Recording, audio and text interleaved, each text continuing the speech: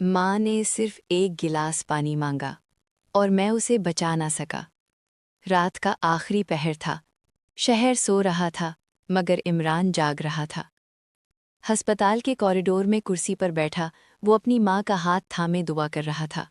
Doctor ने सिर्फ इतना कहा था, बस दुआ ही काम आ सकती है।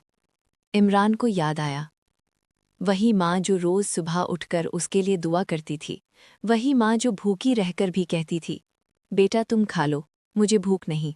उस रात माँ ने हल्की सी आवाज़ में कहा, बेटा थोड़ा सा पानी। इमरान उठकर पानी लाया, गिलास हाथ में दिया। माँ ने मुस्कुराते हुए पानी पिया और कहा, अल्लाह तुम्हें खुश रखे। बस अब दिल हल्का हो गया।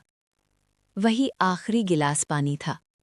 सुबह जब इमरान की आंख खुली, माँ का हाथ ठंडा हो चुका था। डॉक्टर ने कहा, वो बहुत पुरसुकून चली गई हैं।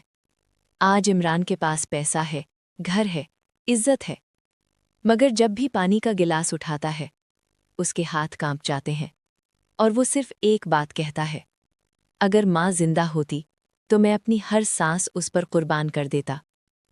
सबक, जिनके पास माँ बाप जिंदा हों उनके लिए वक्त निकालो, वरना बाद में सिर्फ यादें और अफसोस रह जाता है।